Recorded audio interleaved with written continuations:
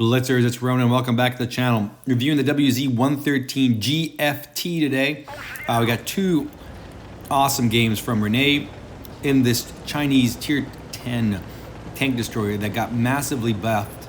We're starting the first game out here in Black Goldville, and Rene is going to the medium side right away with this tank. The review of the tank, I'm going to just say to this, this is a good tank, and it's become a good tank. It was actually an okay tank before. It's become a contender for a really good tank. It is not the best tank destroyer in the tier. It's now middle of the pack. It was probably near the bottom before. What makes a tank special is that it's got a combination of things, and you're going to see Rene's got two games here over 6K. Second game, or this game's actually over 7K, I believe. And this starts with this cannon. This got a good cannon. The dispersion value started about, I don't exactly remember what the dispersion is. I want to say it's like 0.31 before you get kitted up. But it's got a good enough cannon. It's got bad shell velocity, which I hate. The 268 has the same problem. But it's got a good cannon, and it's got the big derp. And there is why you want this thing. 1,000 damage after almost no aiming at all. It's got about 2 second aim time. And and here he goes again. This guy did not have spindle on, so he just got cleared, deleted instantly. And that what makes this tank versus the Hori. Now that's the Type 9 Hori, but the Hori, the big fella, is the best tank in the game, the best TD in the game, not tank in the game. And the best tank in the game, in my opinion, now is the M60, which is a topic for another video coming soon. And so the reality is, it's that big derp is you pay a penalty for that with some of the mobility of the tank and some of the armor. But the front armor of this tank, which I'll show in a minute, is good. It's very good. It's not going to bounce 100% of the shots. It's probably not even going to bounce 80% of it, but it will bounce shots, which you really do need. The key comparator to the tank, like what do you ultimately you're going to know, do I grind this or not? Unless you're me and you have them all. And the answer, or do you and even once you grind it, do you play it? I think the 268 is still better, although this thing is very close. It's very, very close now to the 268, which is an epic tank destroyer. This tank is not as good as the Hori. All right, let's take a look at the game now. Rene's, it's a 7 on 6 here. Sorry, 6 on 5. And Rene pounds this E100. He's taking a hit or two. He's down. The HP for all the TDs are obviously a little bit lower. This does 2016, which is not too bad, but Rene's down to 738, so he is got to be careful here. That's 2 shots from that Hori, and the 68A could clear him very quickly. Rene's already at 55, almost 50, over 6K damage already. And the reason it came so quick, it was 2 shots or 2,000 into that FV 4005, which by the way just got buffed and is fantastic. All right, Rene look at the work here. This tank used to be really slow. The buff really helped its speed and mobility there, and you watch that T62A bounce off the front.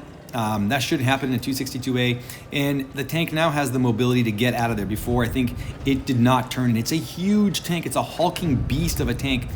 Watch this shot, Rene, beautifully done. Gets a high roll and clears him. I believe he shot AP on that.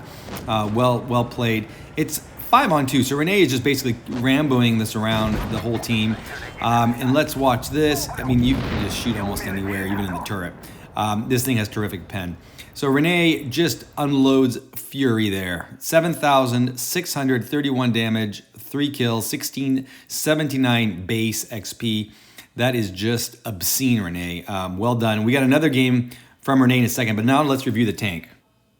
All right, so here's a quick comparison. We're comparing it to the Foch, the Hori Type 3, the big boy, and the Object 268. When you first take a glance at firepower, you notice that the tank is in line with the others, irrespective of which type of shell you're shooting.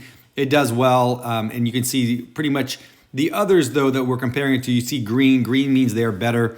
Obviously, the alpha differences you understand, and the caliber, it doesn't matter. But the velocity is the one piece that I can't stand on all of these guys. But that's all right. Aim time, I mentioned before, 2.26. It is higher. It's the same as the 268, though. In the 268, you're starting to see a lot of similarities.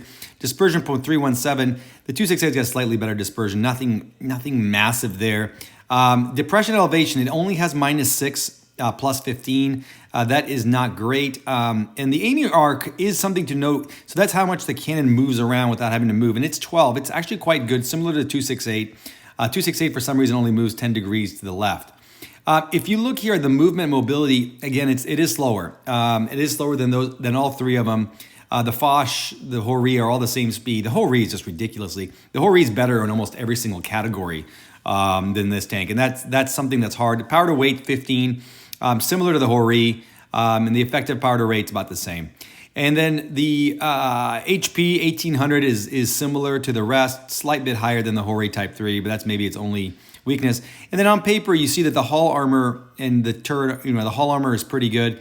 I think what I'll show you is that it kind of depends on a number of things.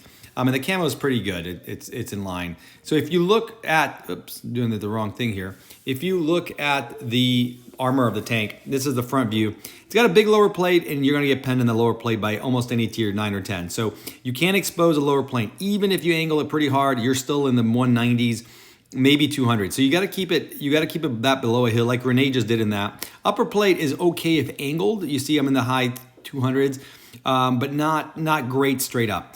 On the sides, the side armor, and you saw Rene wiggling the tank a lot when he backed up. And the reason is if you angle it right, you can actually get really high values throughout, where someone has to get a pretty good shot, use Pramo, etc. If you over angle, you're exposing the size of this thing, which is enormous. And you're gonna get penned pretty hard. Obviously, don't expose your ass. But you gotta angle it correctly. So one way to do that is just to wiggle around.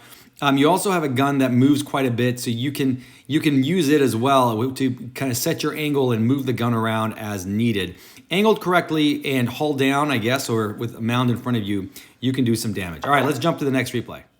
So Rene is in Faust. You can look at the battle. It is 3 heavies, mediums and TDs, kind of the standard, I guess, the standard setup. You do notice right away, if you look closely, there are 2 tier 8s in the battle. I'm not quite sure why there's a fail tune.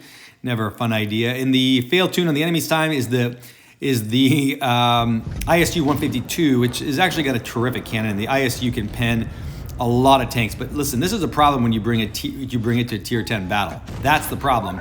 You are going to get just annihilated. And Rene puts 1,000 or 800 HP into him. He only has 1,000 to begin with. That's actually one of the biggest differences between the tier 8, other than obviously other things, is the HP for the ISU is like 1,000. So, it goes quick. Rene pounds the IS-8 very easily. And you see, I complained about the velocity of the tank, but it's still, shell moves pretty well, and it pens everything. With there is our ISU friend there, trying to find ways to die.